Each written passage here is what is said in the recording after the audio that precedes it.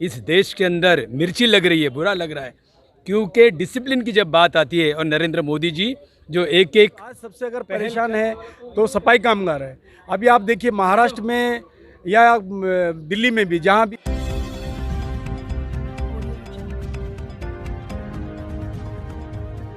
कौन बनाता है हिंदुस्तान, भारत का मजदूर किसान। और मजदूरों किसानों की बात करेंगे तो सबसे ज़्यादा जो तबका है वो दलित पिछड़ा तबका, वो इस वर्ग में आता है। और उनके हक और अधिकार के लिए, उनके रिजर्वेशन के लिए, उनकी मांग के लिए जब आवाज़ उठती है तो आवाज़ संसद के गलियारों में गूंजती है। और आवाज़ गूंजनी चाहिए, क्योंकि ये देश की आबादी के अंदर बहुत बड़ा हिस्सा दलित पिछड़ों का, मूल निवासियों का है। ये वो लोग हैं जिन्होंने इस देश को बनाया, ये वो लोग हैं इस देश की मिट्टी में जिनका पसीना और खून शामिल है।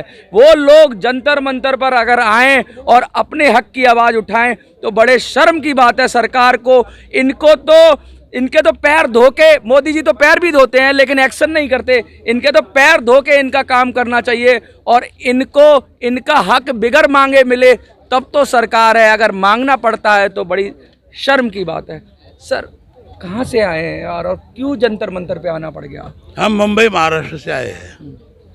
हमारे बहुत बुनियादी सवाल है। इस देश में आरक्षण का कानून होना चाहिए। आरक्षण के कानून न होने से आरक्षण का ईमानदारी से अमल नहीं हो रहा है। राइट टू आरक्षण की बात कर रहे हैं, जैसे राइट टू एजुकेशन है, उस तरह की बात कर रहे हैं कि मतलब अधिकार ही होना चाहिए। बाबा साहब अम्बेडकर और महात्मा गांधी जी के बीच में जो एग्रीमेंट होता है उसे पूना पैक्ट कहते हैं। आज आरक्षण को 10 साल के लिए एक्सटेंड करने के लिए एक छोटा सा एक ऑर्डिनेंस सर्कुलर निकाला जाता है। हर बार 10 साल बाद बढ़ाया जाता है। 10 साल बढ़ाया जाता है। हमारी आरक्षण का कानून अगर रहेगा तो आरक्षण के साथ जो छेड़खानी कर रहा है, आरक्षण के अमल बजाने नहीं कर रहा है, आरक्षण को जानबूझकर अमल नहीं कर रहा है, उन लोगों के ऊपर कार्रवाई करने की प्रोविजन। आप कॉन्स्टिट्यूशनल राइट जो होता है 2/3 जिस तरीका, उस तरह का प्रावधान चाह रहे हैं जिसमें कि परिवर्तन ना हो सके। जिस प्रकार मोदी साहब ने 3 तलाक का कानून किया, हाँ, गाय बच्चों को काटने का कानून किया, ठीक है, बहुत सारे कानून किए, उसी प्रकार हम इस देश में आरक्षण का कानून चाहते हैं।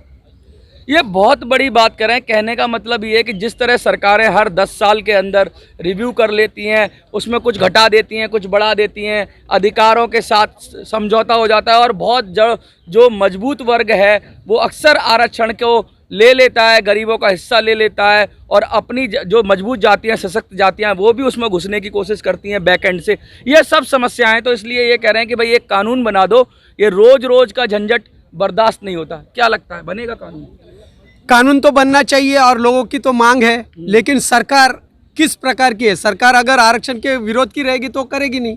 अगर वो चाहते हैं कि नहीं अभी इनका करना चाहिए तो वो करेंगे, अगर नहीं करते तो हमें फिर से धरना प्रदर्शन करना पड़ेगा और वो आगे तक करते रहेंगे। आपके जो लीडर हैं, समाज के लीडर हैं, आप लोग जो पॉलिटिकल लीडरशिप है वो इतनी कमज़ोर क्यों है कि उस दबाव में आ जाती है और सही से बात नहीं उठाती? देखो, पहले तो हम जातियों में बटे हुए हैं, हर एक की अपनी अपनी मान्यता अलग है और इनको सबको एक साथ लाना हर एक की बस की बात नहीं है। तो हम कुछ कैटेगरीज कर चुके हैं, एससी कर चुके हैं, एसटी कर चुके हैं, उसमें उस तबके को एक साथ ला रहे हैं। लेकिन फिर भी किसी ना किसी वजह से ये जो रिजर्वेशन है, ये जो इसमें रिजर्वेशन जो है कॉन्स्टिट्यूशन में, उसमें क्या होता है एक साथ सब वोटिंग करते हैं और हमारा जो प्रतिनिधि है जो हमारा होना चाहिए वो चुनकर आता नहीं है और उसकी वजह से ये बहुत बड़ा वो चक्कर है। क्या जब पूना पैक्ट था तो उसके अंदर ये कहा गया था कि दलितों के लिए अलग पॉलिटिकल सिस्टम होगा और उन्हें वोट देने का अधिकार होगा। अभी क्या होता है कि वो रहता तो दलितों की आबादी जब फिक्स हो जाती है सीट,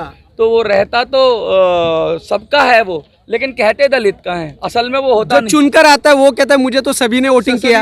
अब उसको ये पता होगा कि ये मेरे ही कैटेगरी के लोगों ने मुझे वोट किया तो वो उनकी काम करेगा। इसी बात को मैं बहुत अच्छी तरह से हिस्सा आंदोलन भी इस तरह का चल रहा है। इस बात को मैं अच्छी तरह समझाना चाहता हूँ। जिस प्रकार ग्रेजुएट कॉन्स्टिट्यूंसी है, हाँ, जिस प्रकार टीचर की कॉन्स्टिट्यूंसी है, बिल्कुल है, जहाँ कैंडिडेट टीचर रहता है, हाँ, जहाँ कैंडिडेट ग्रेजुएट रहता है, उसको वोट देने वाला भी टीचर रहता है या ग्रेजुएट होता है। यहाँ क्या होता है, कैंडिडेट SC ST का रहता है, वोट सब देता है, वोटर मात्र जनरल रहता है, हाँ, तो वो वही कैंडिडेट चुन कर जाता है जो मेजोरिटी जो अपर कास्ट है, हाँ, उनका हित का जो काम करता है। उनके वो कहता है कि भाई मेरे को तो सबने वोट किया, वो तो मैं हमारे कहना है कि इसी प्रकार इंडियन पीपल रिप्रेजेंटेटिव एक्ट में ये पार्लियामेंट्री अमेंडमेंट है।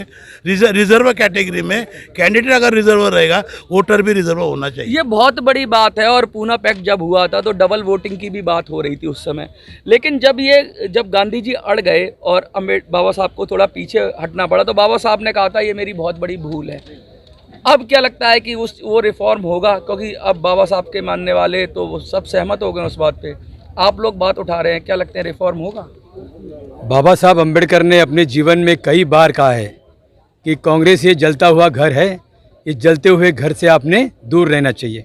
ये जो समस्या खड़ी हो गई और इतने सालों में इस कांग्रेस ने इस चीज़ को दबा के रखा, इस पर काम नहीं किया, इसलिए हम क्या कर रहे हैं, ये मांग को लेके सेव रिजर्वेशन मूवमेंट के अंतर्गत हमने ये मांग उठाई, क्योंकि हम भली भांति जानते हैं कई लोगों को कई नेताओं को इस देश के अंदर मिर्ची लग रही है, बुरा लग रहा है, क्योंकि डिसिप्लिन की जब बात आती है और नरेंद्र मोदी जी जो एक एक पहल कर रहे हैं तो देश के हित में वो पहल करने की कोशिश कर रहे हैं। और इसलिए हमारी उम्मीद बढ़ गई कि जो 70 साल में जिस चीज़ को कांग्रेस ने दबा के रखा, ये सही मौका है कि बाबा साहब अम्बेडकर का जो सोच था उस सोच की अमल बजावनी करने के लिए सही मौका है। और इसलिए इस सरकार के पास हमारी ये भावना पहुंचाने के लिए आज हम यहाँ पर भाइयों जंतर मंतर पर आए हुए हैं। हमारे साथ में ये जो ट्राइबल एरिया जो ट्राइबल कम्युनिटी है, उस ट्राइबल कम्युनिटी के युवा नेता सुखदेव पवार जी भी है जो महाराष्ट्र से बिलोंग करते हैं। तो अलग संगठन के प्रमुख लोग हम इस मांग को लेकर आए। आज हम पीएमओ ऑफिस में जा रहे हैं और जो नासिक में जो विमानतल है उसको जो नाम देना है, तो उस सिलसिले में सिंधिया जी के कार्यालय भी हम लोग जाने वाले। और इस बात को अगर पॉजिटिवली नहीं होता है तो निश्चित स्वरूप में SC/ST की जो कमेटी है, पार्लियामेंट्री कमेटी जो खासदार की, हम सभी खासदार को आने वाले समय में मिलकर उनको सबको साथ में लेके एक बड़ा आंदोलन यहाँ पर खड़ा करेंगे। पर मुझे पूरा उम्मीद है कि सरकार दलितों के साथ है, सरकार बहुजनों के साथ है, सरकार गरीबों के साथ है। इस उम्मीद के साथ हम यहाँ पर आए हुए, इस जंतर मंतर पर आए हुए कि निश्चित स्वरूप एक बात मैं पूछना चाहूँगा आपसे, कहीं पर किसी कास्ट को SC में डाल देते हैं, कहीं OBC में डाल देते हैं, ST के साथ भी ऐसा है। एक अलग लड़ाई है। तो आरक्षण के नाम पर कहीं कहीं तो मिल जाता है हक और कहीं नहीं मिलता। तो वन रिजर्वेशन, वन कास्ट और होल नेशन वन रिजर्वेशन वाली बात भी हो रही है क्या?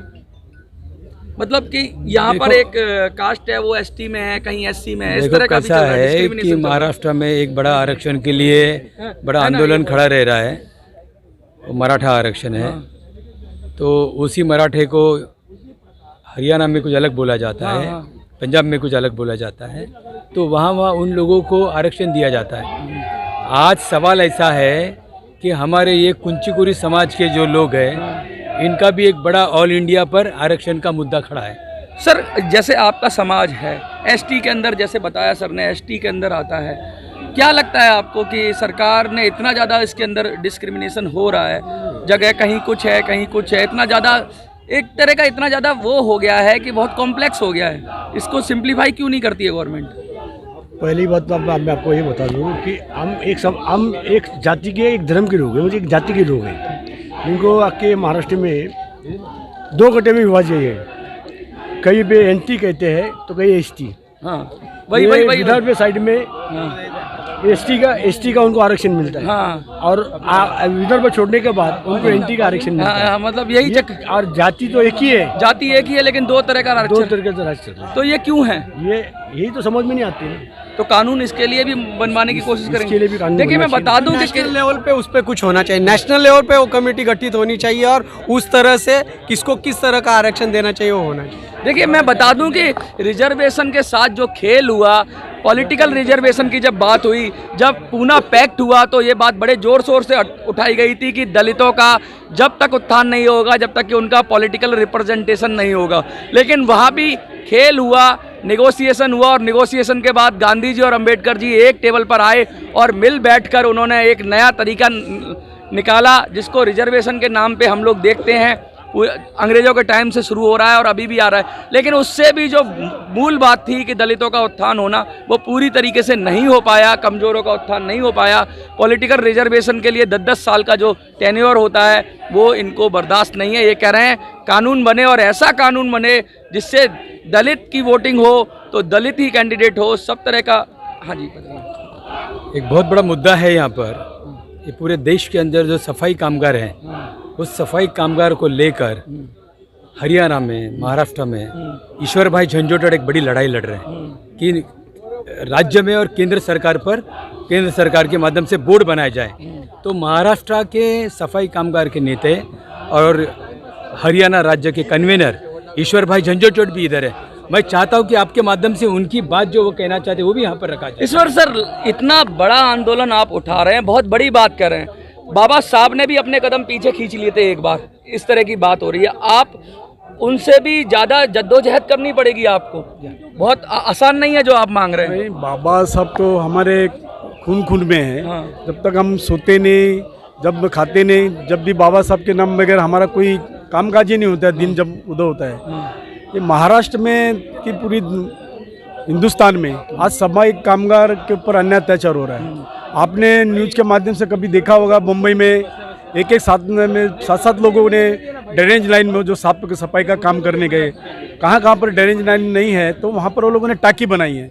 तो सफाई कामगार को ठेके पे दिया जाता है, ठेकेदार कोई उच्च जाति का रहता है, लेकिन सफाई कामगार बेचारा वो महिला जो है टाकी से निकालता है। कहने का मतलब है कि ऊपर जो पैसा है वो सब ठेकेदार खा जाता है, ठेके खा जाता है, और वो सफाई कामगार को कोई सुविधा नहीं जाती, ना ऑक्सीजन दिया जाता है, ना उसको रस्सी दी जाती है, ना लाइट दी जाती है। वो बेचारा जब टाकी में उतरता है तो वहाँ पे जहरीली गैस होती है, वहाँ मर गया, और कोई उसको बचाने देगा कि अभी सफाई के ऊपर वो भी अंदर का। इस प्रकार से महाराष्ट्र में 3 घटना भी, 4 दिल्ली में भी ऐसा हुआ सर, मैंने दिल्ली में भी हुआ, हरियाणा में भी, सोनीपत डिस्ट्रिक्ट में भी। तो आज सबसे अगर परेशान है तो सफाई कामगार है। अभी आप देखिए महाराष्ट्र में या दिल्ली में भी जहाँ भी है नेशनल लेवल पर सफाई कामगार का बोर्ड नहीं है, सफाई कामगार का बोर्ड नहीं है। लेकिन महाराष्ट्र में और यहाँ पर जो माथाड़ी कामगार जो सब्जी मंडी में सर पर ढोता है या ट्रक जो खाली करता है सर पर, उनको सब चीज़ सुविधा दी जाती है।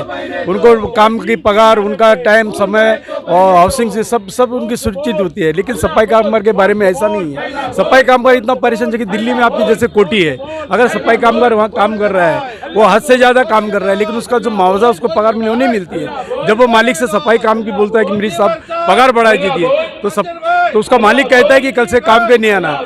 कहाँ केस है, या जब वो जो कंपाउंड होता है अगर उसमें कुत्ता आग देता है तो मालिक कहता है कि उसको सफाई कामगार को कहता है कि संडास साफ करो। अगर कुत्ते को संडास नहीं उठाता तो उसको काम पे से निकाल दिया जाता है और कोई मुआवजा नहीं मिलता। लेकिन सरकार ने खाली नाम पर, वो भी महाराष्ट्र सरकार ने सिर्फ ऐसा बोर्ड आयोग बनाया है, सफाई कामगार आयोग कांग्रेस के जमाने में बनाया है, लेकिन उसको असली आज़मा उसको सरकार ने कानून नहीं बनाया, उसको कोई पावर नहीं दिया है, खाली नाम के लिए बना दिया। तो मोदी सरकार से हमारा कहना है कि सफाई कामगार को जिस प्रकार से सिक्योरिटी बोर्ड है, जिस प्रकार से माथाड़ी कामगार है, उस प्रकार से सफाई कामगार का बोर्ड निश्चित होती है, उसकी पगार सुनिश्चित होनी चाहिए, उसका जो रहने की जो व्यवस्था है उसका एक सुनिश्चित होना चाहिए। तो ये सरकार से हमारी मांग है और हम 95 से इस विषय पर हम काम कर रहे हैं। जहाँ भी इस प्रकार का अन्याय होता है वहाँ पर हम निर्देशन करते हैं, मोर्चा करते हैं, लेकिन आज तक सरकार ने कोई हमारी सुनी। लेकिन मोदी सरकार से हम अपेक्षा करते हैं कि ये सफाई कामगारों का मुद्दा है। मैं तो समझता हूँ कि सफाई कामगारों का इतना भयानक है, जिस दिन हिंदुस्तान में सफाई कामगारों ने अगर काम बंद कर दिया तो मुझे लगता है चाइना से और पाकिस्तान से लड़ाई करने की जरूरत नहीं है, यहाँ के लोग ऐसे ही बीमारी से मर जाएंगे। बहुत बड़ी बात कह रहे हैं कि जो सफाई कर्मचारी हैं वो एक तरह के सैनिक हैं और देश के स्वास्थ्य की रक्षा करते हैं, वो देश की रक्षा करते हैं, वो अपने स्वास्थ्य को खतरे में डालकर, अपनी जान को खतरे में डालकर हर रोज लड़ते हैं, हर रोज मरते हैं, लेकिन फिर भी काम को रुकने नहीं देते हैं। और जब उनके हक और अधिकार की बात आती है, उनके कुछ मिलने की बात आती है तो खा जाते हैं ठेकेदार।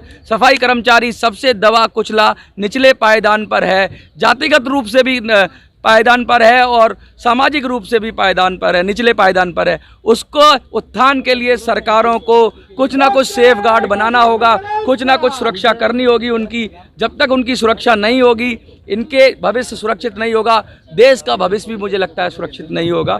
जंतर मंतर से मिनी संसद के लिए मैं मनोज राजी, जय हिंद, जय भारत।